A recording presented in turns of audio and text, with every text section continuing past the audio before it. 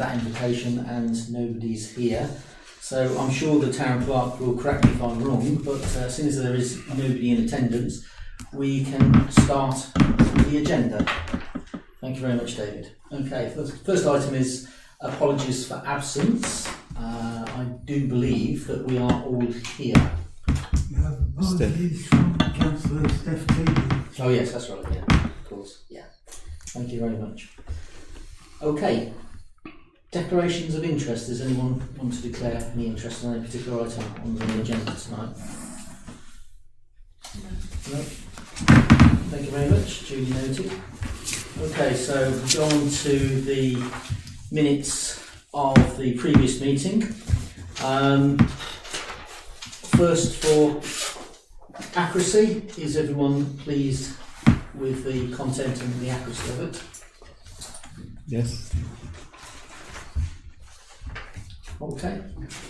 Just while we're on minutes, Chair, there were a couple of proposals I wanted to make, and if agreed, have minuted, which I think reflect what we ought to be doing anyway. But I think, well, I'll make the proposals. One proposal is that we should have minutes of all committees reported to council, which I do recall making as a proposal back in March at the March meeting, but we still haven't had any minutes from the Community Fund Committee at all. Yeah. So can I actually propose, and if it's agreed, can it be minuted that we have all minutes of all committees reported to council? And the other proposal I would make, and again if it's agreed, I would ask to be minuted, is that the minutes of committees and council meetings should only be published on the website or elsewhere once they've been agreed. Yeah. By the meeting following. David? The guidance that is given to clerks is that the minutes can be posted on websites provided they're not draft. Do we want to do that or not?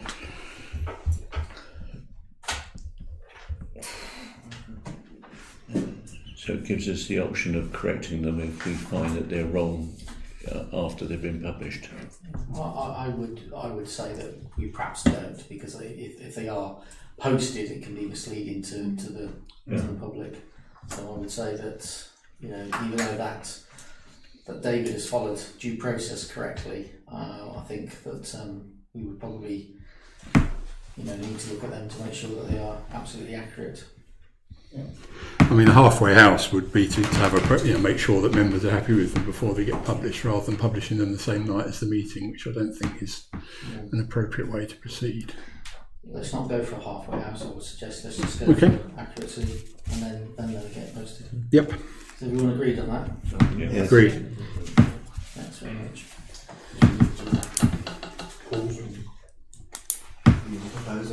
Well, I'm proposing. So. Yeah. Okay. So those two things, that all committees minutes will be reported to council, and minutes will only be published on the website and elsewhere once they've been agreed by the successive committee or council meeting. And the proposer is Ian, and the seconder is Mark. Thank you. Next one is the planning committee meetings, the 25th of April and 16th of May. For the people who were in attendance, are you happy with the accuracy of the content? No, they're not required to approve those. They're not. Only the committee can approve those. The minute always says they were noted. Okay. So it's just for information only? Well, it's in place, yes. Yeah. Okay. Because most people around the table weren't present at the meeting. Yeah, that's what I was asking. Okay. Thank you. Next item is the finance report.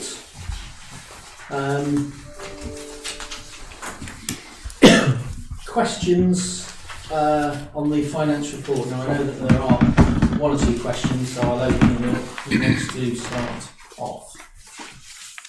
Yes, there's a number of entries by Terry, and yeah, it just seems like there's quite a lot that's being claimed for this month. Sorry, Julie, I can't. Sorry, there's a number of expenses that Terry has put through. I'd just like to ask, because it does amount to quite a lot there, I'd just like to ask what those are for. I don't know what they're for. She presents receipts for expenses she's incurred, and we pay them, Okay. and they're paid from the budgeted amount. So. Okay. Can the member have a written reply? Is it foodstuffs, or what sort of things would be it generally? Alison may know because she sees the budget. Alison, do you know? Rachel would be the better person to ask for that. Okay. Just need someone to look at the receipts and drop Julie a note. Yeah, I would suggest that. I think it's a valid question. So if the most appropriate person drops Julie an email with what Yeah, that that's fine. expenditure is. Thank you. Yeah, that's fine. Okay. I have commented before, Chair, and I think it's worth saying again. We welcome questions on the payments, obviously, but they're better given to the clerk before the meeting so that we can answer them properly at the meeting. Yeah. Excellent point, David. Yeah, totally agree with that. I do believe that there is another question on the finance report. Yeah, it's item 30, and I think it's been raised before, but I can't remember the answer. It's salary for the community pantry coordinator. Just questioning, is that a regular monthly sum? It's a minus, isn't it, as well? So with that salary, we just provide a conduit for the salary, so it doesn't actually come off VTC's budget. Okay. We invoice the community pantry back from Mazena's salary, so it's basically zero rated. It shows on our account because it's going through our books, Right, but it okay. doesn't actually cost VTC anything. That's fine. That's absolutely fine. I think it has been raised before. It's just I could not remember the detail. I think I'm recalling it now. Thank you. Okay. Any other questions on the finance report? Okay. Can I have a proposer?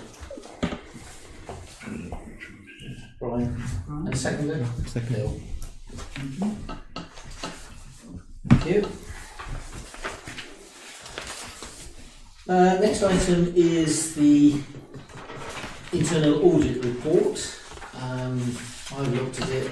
I don't think I've got any questions, or I did have one question, but my fellow colleagues, councillors have answered that question, so I'll open it up. Is there any questions on this report?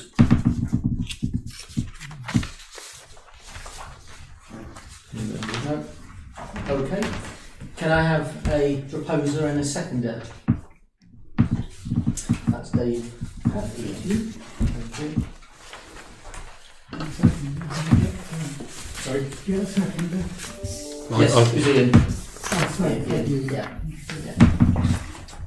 Okay, the next item is a verbal report from me. I think I've covered it mainly in the pre-meeting, but for obviously the purpose of this formal meeting is obviously we've gone through a process for finding a replacement for David. The advert went out, and there was some concerns that me and David had that at the period that was coming to the deadline, we'd had no applications at all. By the time the final deadline came in, we had had one application. Following that, David contacted me and said that there had been some interest from another town clerk on the mainland, but she had failed to submit her application before the deadline, and David asked if we were going to let that through. I didn't actually see any good reason not to let it through, bearing in mind we'd only had one application for that, and it's much better to have a wider net and a wider choice. Following that, we had a subsequent other late entry in the contestative process, so we had 3 applicants in full that had applied for the position. After the interview panel had met, we shortlisted the 3 to 1, so we only interviewed one person. After that interview process, we engaged in debate and a discussion, and we also decided that that person was not appointable. So that left us with some challenges, as you can imagine. And the state of play at the moment is that we have another HR committee meeting planned for this Friday. I have spoken with our assistant town clerk on the possibility of her acting up.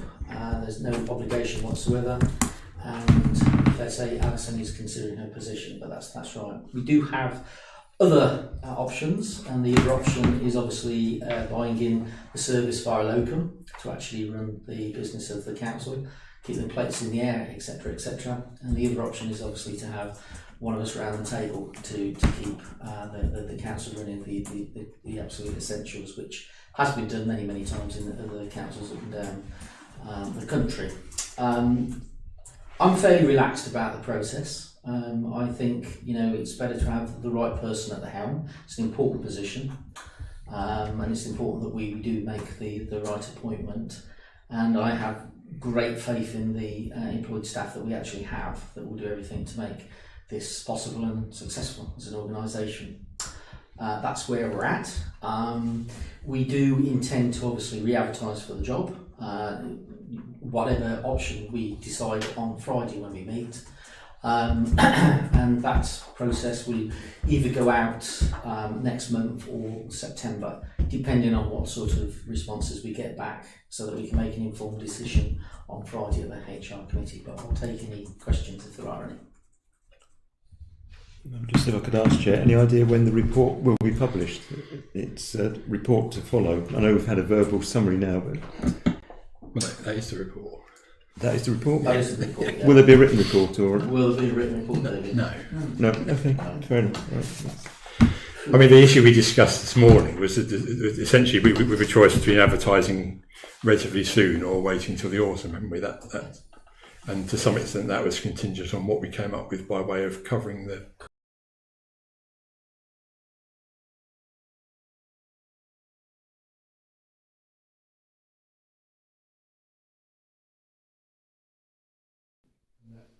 be our decision point. Okay, so there's no further questions. Okay, thank you, just for noting. We'll go on to item number 7, which is assets and services. Before I say anything, have you got anything to say on this, David? No, I think I've said what I need to in the papers, Chair. Yeah, okay, thanks very much. Okay, well obviously we have met prior to this meeting, David, and all councillors have participated in this. Good moment to update. And is that okay, Morgan? There'll be a gap in the footage because the computer has booted me out and is restarting itself. Yeah. Oh, yes. Oh, I see.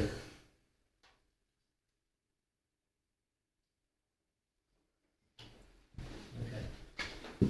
Well, let's proceed anyway. Okay.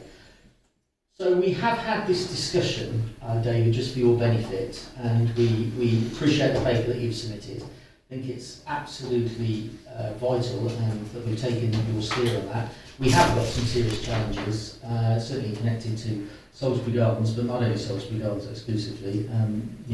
Every area of operation that the council gets involved in. And we are aware of the former councillor Jim Toogood providing that list. I'm probably going to put a councillor on the spot here, so I hope you don't mind, Brian. Did you want to give a little sort of narrative and update on what you think about how we can actually manage the list that's been submitted by Jim? Sorry, put you on the spot. Well, the list looks fairly alarming when you look at it, but when you break it down, we think that if there's more involvement in the councillors than perhaps was previously the case when Jim Toogood was leading all this restoration work, we think we can cope with it. We also think that we need to stay very much within budget and not embark on too many big schemes which would require funding, etc. And to use outside advice from consultants on a very, very sparse way, only if we can't make decisions sensibly between us. Thank you very much, Brian. Okay.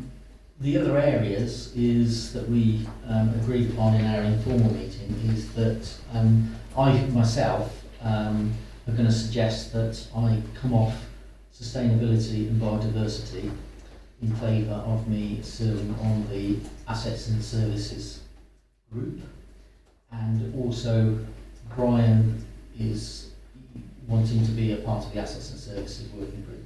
Yes, I'll withdraw my stepping down, because I can see it's a very important part of this council, and it's one which could really rock the finances if it's not handled properly. Okay, so I need a nomination for the suggestion that I've made that I go on to that. Blimey, that was a quick one. That's Phil and Dave.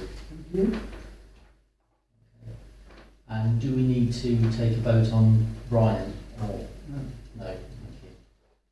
Okay, and just for information, Brian, we're going to have first meeting a week tomorrow, is that correct? Yes, week tomorrow here at 9 o'clock.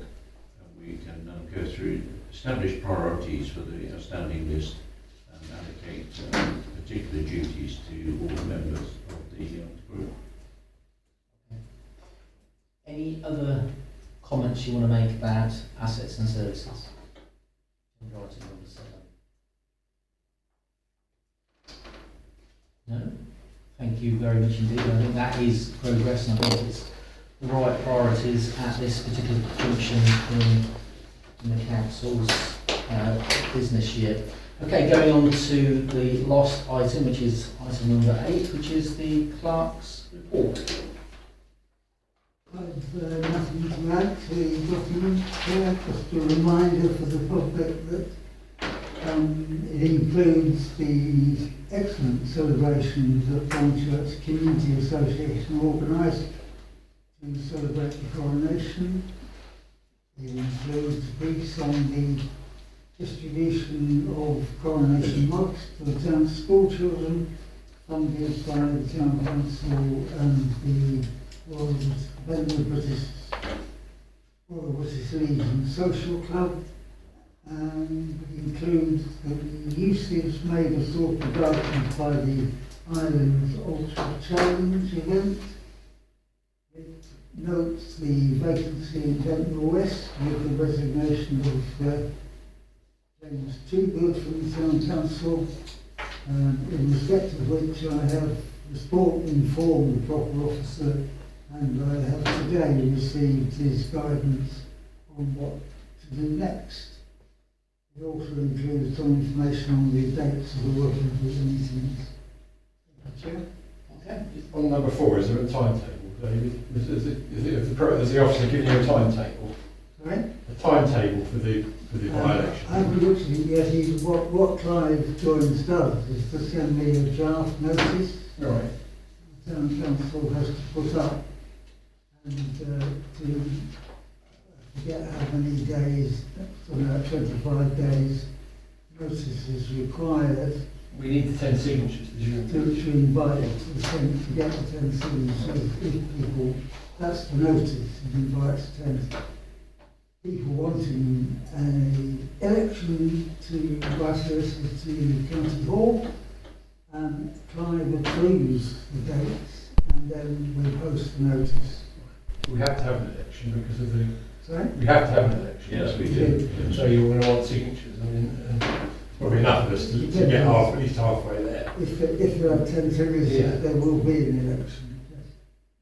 If we don't get 10 signatures, there still has to be an election. We just have to get the 10 signatures. Any other questions? No? Well, thank you very much for your attendance. That concludes. Talk about the newsletter. Yes, the newsletter. Sorry. We are very keen that the newsletter has a very good PR aspect to it when it goes out to the general public. And we think that anything which reflects badly on the council in any way shouldn't be included in that newsletter.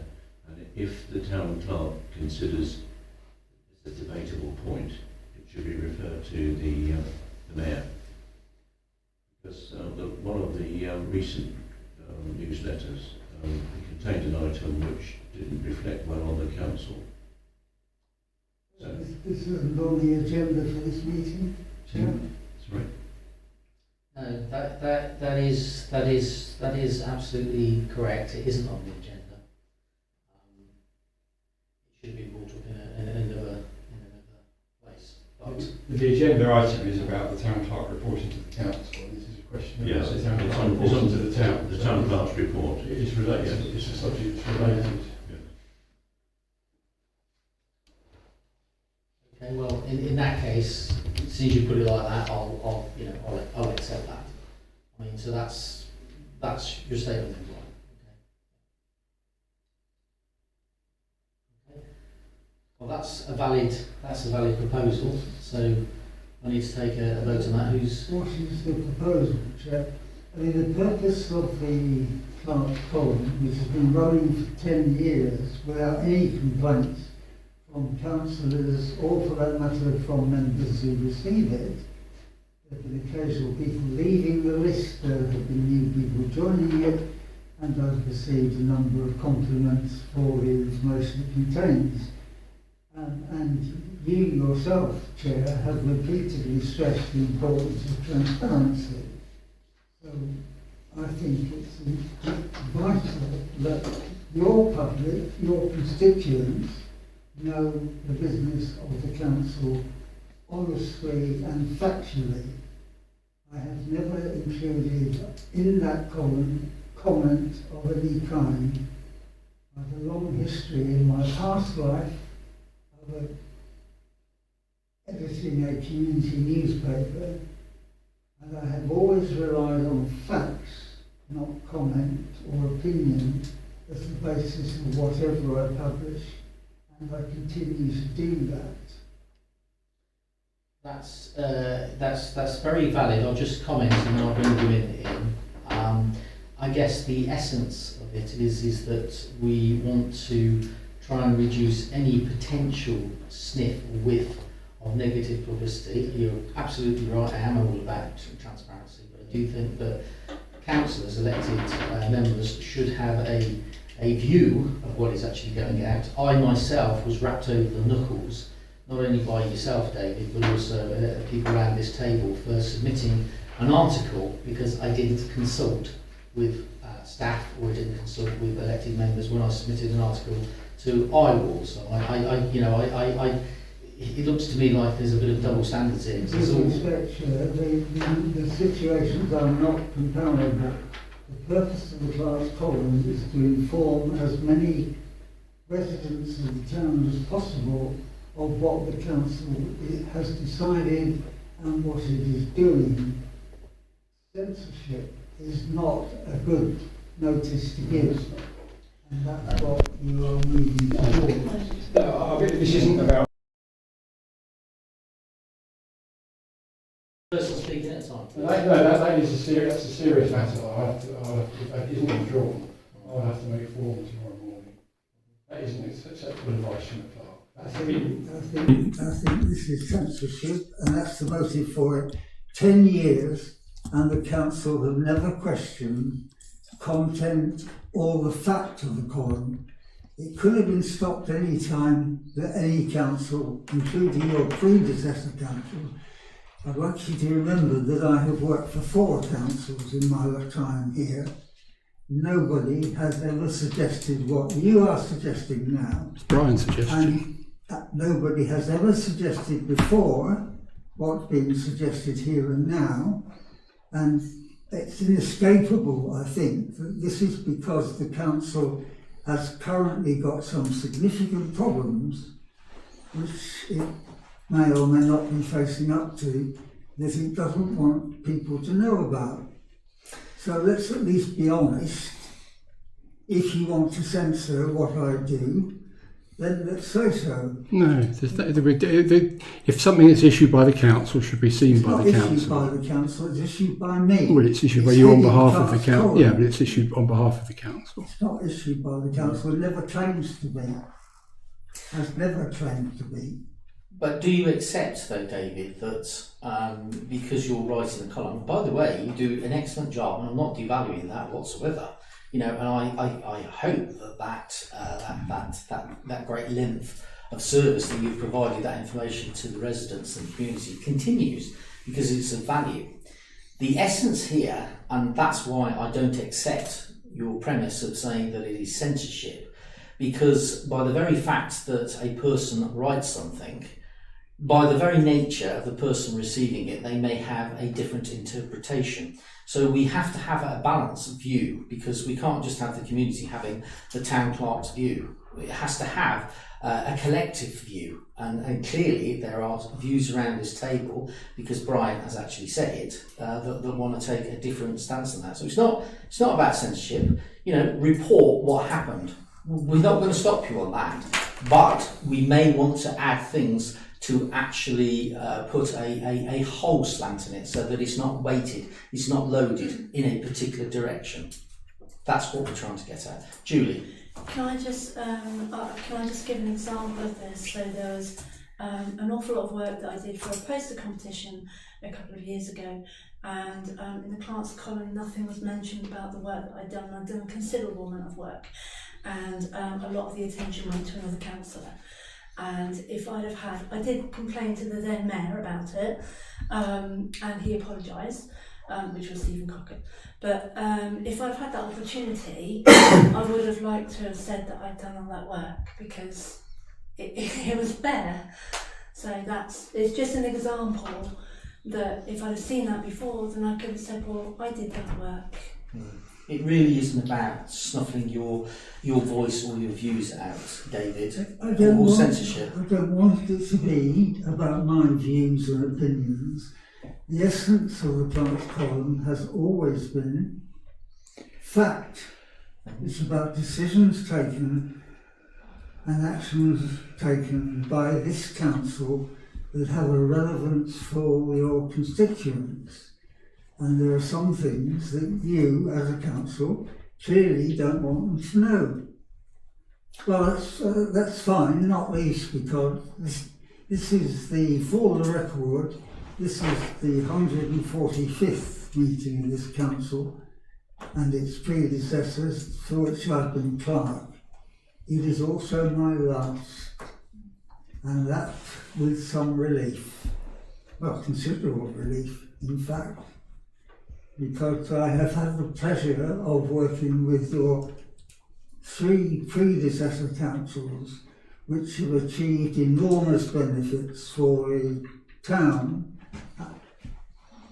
with the vision and strategy they've adopted. And here I have seen none of that. I've seen a council diverted by internal events, activities and developments for months and months and months. Agendas are hardly worth turning up for, in my view, and so I'm happy to leave it with you all. Okay, well, you're entitled to that view. I don't think it's massively productive, David, but I respect your view, as I respect every view of every person in this room. However, I think that your use of the word you want to censor is incorrect. It's just plainly incorrect. I don't want to censor anything. I am all about transparency. Report the facts, yes. But I know through my career and experience that people can report the facts, but there is still a spin on that. And I believe it is crucially important that elected members in this council going forward should see any communications going out. But I am going to underline and emphasise it isn't about censorship. It's just about putting additional wording in if we feel that it is appropriate to do that, to have that balanced approach so that it's not weighted in any particular favour. Well, Would that be a fair assumption from around the table? yes. In which case, Chair, I obviously accept the decision. You won't have a problem because there won't be any more, and so you won't have to worry about it. That I think is regrettable. I still think it is about censorship, but I'm happy to, not happy, there will be no more. So Well, there will be, because that is a valuable piece of information and dialogue that we have with our electorate. So perhaps we may not have another one from yourself, David, which is regrettable, very regrettable. But I certainly am not going to rubber stamp that that's the end of the clerk's newsletter, because I value that newsletter. what I'm saying is there won't be any more from me. Okay. You'll need to appoint somebody who's happy to do it at weekends, perhaps, or whenever, but there won't be any more from me. Okay. Content. It's unfortunate that we had to raise that, but I'd like to thank you for all the other newsletters you've done all over the years, which have kept everybody informed and all the good works we've done. Yeah, absolutely. I agree. Yeah. Okay. Well, there's no point in taking a vote on that if this issue going forward. If you're happy with that, are you all happy with that? Yep. No, Okay. I'm uneasy about it. I just want to say that and not expand on it at all. So, in a sense, if there's a vote, I'm abstaining, but it won't affect the outcome of the vote. Okay. Thank you. If there's no further questions, I'll close the meeting. And thank you, David.